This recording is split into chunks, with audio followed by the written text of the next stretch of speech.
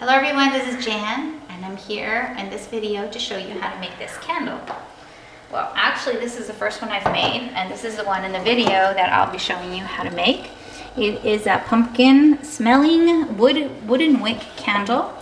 It's made with 50% soy wax and 50% palm wax, and it's a beautiful candle. It's equivalent to approximately 10 of the Bath and Body candles in size, so it'll burn for a long time. It's fall, it's time to burn candles. Great gift to give as well, and I think I made this candle for about $25. So, all right, let's see how to do it. Bye. Hello, this is Jan, and today I'm making a pumpkin candle. This pumpkin is a glass pumpkin I purchased at Walmart for $5.96. The wax I purchased at Hobby Lobby. Each one of these is 1 pound or 2 pounds of wax, and they were $10 each, but I used the Hobby Lobby online coupon, which gives me 40% off one item, so I got them for $6 each. I purchased also from Hobby Lobby some of these colored squares so that my wax would look kind of pumpkinish, you know. And I'm using wooden wicks, and these are the large wooden wicks. And the fragrance that I'm going to use is Brambleberry Pumpkin Spice, and I will be using 4 ounces of that. You could, though, purchase from, let me show you here. You could purchase from Hobby Lobby as well, their candle scents. This is Christmas tree. I'm going to use this to make a different candle, and I'm going to use this for that. But you would need 4 of them. Well, you don't need 4. You could use 2, but your candle wouldn't be as strong. Okay, so let me show you the equipment that I'm using. Is one of these melting pots. And I have my water over here boiling to put the melting pot in to melt the wax. So let me get set up with my tripod. Okay, so I know for this candle that I'm going to use both bags of wax, and I already made this candle, so I know that will fill this up. But a general rule of thumb and how I measured it out was fill your container 1.5 times with the wax that you're going to use and then begin to melt it. So in my melting pot, I have my palm wax melting first. It's a harder wax, so I'm going to start melting that, and then I'm going to slowly add my soy wax. So I am making a 50% soy, 50% palm wax candle. Now the amount of fragrance that I'm going to use is 4 ounces. Works really nice in this candle, so you can use up to 10% fragrance in your candles. So this candle, 4 pounds, is actually 64 ounces, and 10% of 64 is 6.4. So you could potentially use 6.4 ounces of fragrance in your candle. But this I do know is very strong, and I don't feel like I need 6.4 ounces. So I'm going to use 4 ounces of the pumpkin spice from Brambleberry. I did call Brambleberry, and they said that that this was a safe fragrance to use for the candles. The wooden wicks, I'm going to get them ready, and you can see the end of the wooden wicks. It's like a triangle. Whoops, I'm sorry. And all I'm going to do is just insert the wick into the wick holder, and then ta-da, you have it standing up. Now this candle needs 3 wicks, and I just know that by trial and error. And that's the thing about candle making that I have found is there's so much trial and error in candle making that it can be very discouraging, actually. I'm not an expert candle maker by any means, and I looked all over the internet for like a foolproof recipe for a candle, and I couldn't find any. I'm sure they're out there, but I couldn't find any, because so much of candle making, if your candle burns correctly, depends on the wax you use and the type of wick you use and the size of wick you use and how wide the candle is and how deep the candle is and your fragrance and your colorant. And I was like, oh my goodness, candle making to me is much harder than soap making. So I found one thing that works, and that's what I'm sticking to. I'm not going to be expanding a candle business by any way, shape, or form. I'll leave that to the professional candle makers. But this candle does burn, and it does burn well. This is my recipe. Lots of chicken scratches. But basically what I'm going to do right now is I'm going to heat the water. I'm going to heat the oil up to 180 degrees. So I do use my far infrared thermometer gun. Let me show you that. This is a really handy gadget to have. You just point it at something and you push the button on the bottom and it tells me where the red light is shining, that the surface is 82 degrees. So you can use this handy for soap making. I really don't use it much for soap making because I soap make at room temperature. But like right now, I can tell you this water is 204 degrees and it's really handy. So I'm going to heat the wax up. I'm going to melt it and I'm going to heat it to 180 degrees. Okay, my palm wax is melting. It takes a little while to melt it, but it's down far enough in the pot that I can start pouring in some soy wax.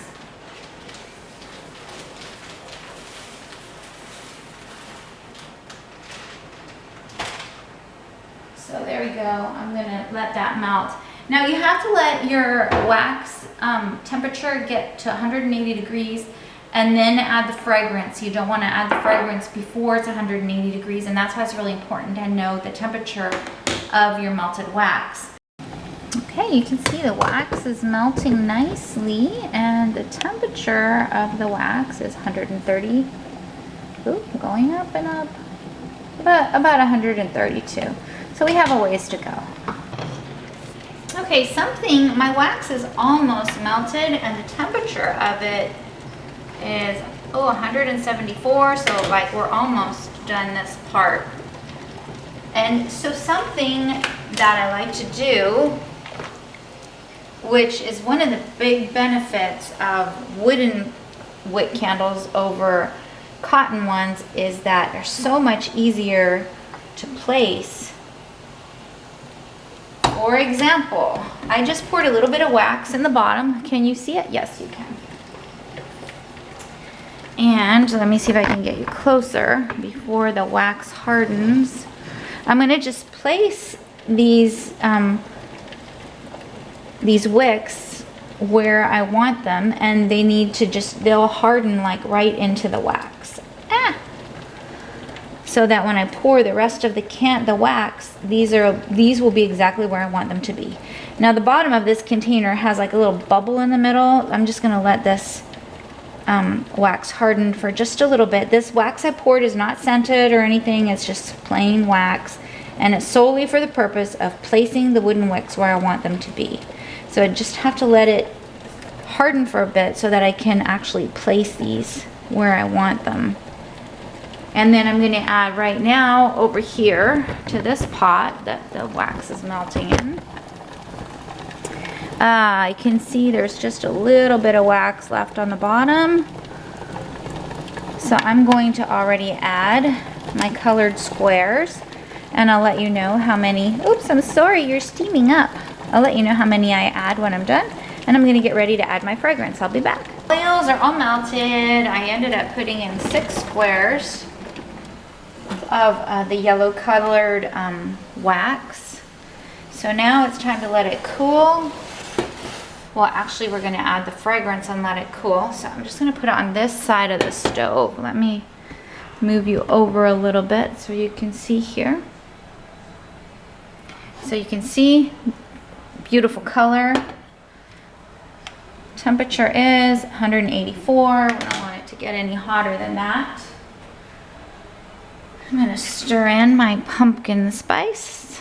Just going to add it right in there. If you don't heat the wax up to 180 and you try and pour your fragrance at a lower temperature, it's gonna harden in your wax. And I've done that before. And then you just heat it up. But we want to I learned not to try and take shortcuts doing that. So there we go. We have it. We just have to wait now. More patience. It smells wonderful.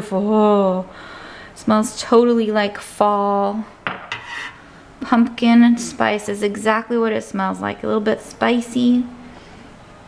Definitely pumpkin-y. It's not too sweet. I don't really like really sweet fragrances.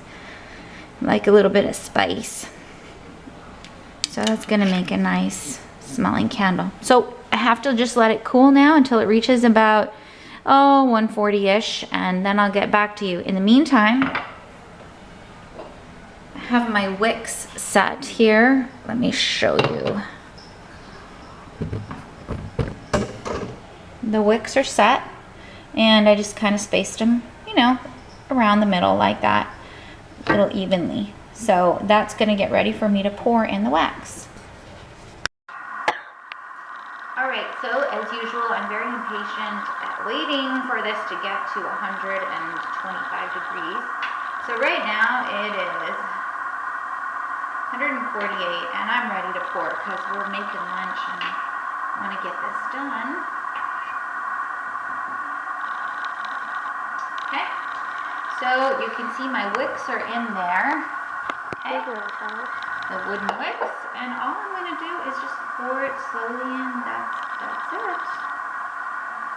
I'm going to set this aside once it's poured, and I probably they say that you should not burn it for 24 hours. And then when you do burn it the first time, burn the wicks, clip the wicks off, the tops off the wicks, and burn it for about 10 minutes, and then blow it out. Wow, okay. That's really full. Oh yeah. That's really a full to the top candle. So just so you guys have an idea, hold on just a second.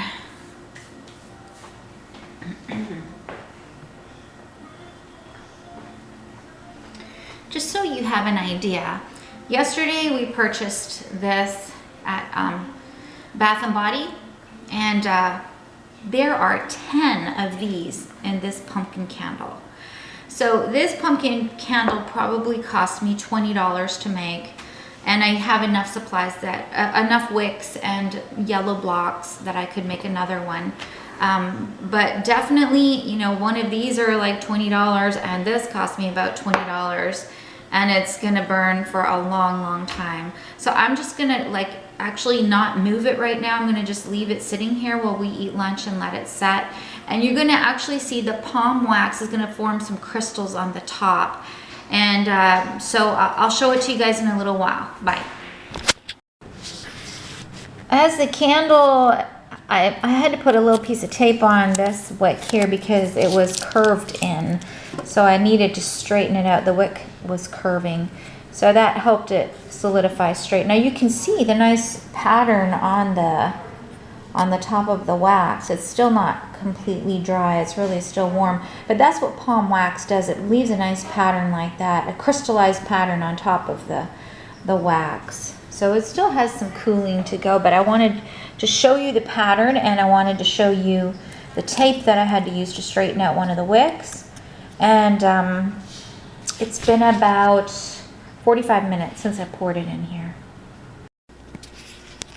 Here's the candle the next morning. It's been 12 hours since I've made it. And I trimmed the wicks down. The wood wicks really should be shorter. I need to buy a wick trimmer. So I had to actually use nail clippers to kind of cut it across. They should be shorter, but once you light them and they burn, you can blow them out, and then you can just bend off the burnt part, and it'll leave perfectly every time the right amount of wood to burn. So that's the thing about the wood wicks, is every time you're gonna go light your candle, you just bend off the part that is black on top, and then it'll burn perfectly. This is a container I can use over and over again and refill with the wax. So there you have it. Nice candle. Let's see how it's gonna burn.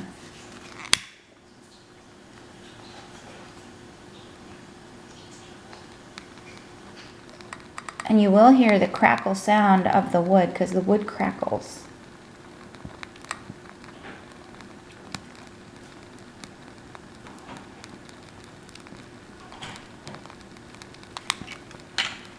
So I know the flames look pretty big right now, and that's because the wood is too big, trimmed too large. And so I'm gonna let it burn here for about 10 minutes at the most, probably. And then I will blow it out and pinch off that black part. You can see the black part of the wood right there, see? It'll just kind of turn into like charcoal-y stuff.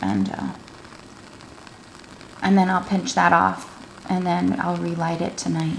So it is a good thing to light your candles and burn off the wood wick and then relight them later. That's a good practice.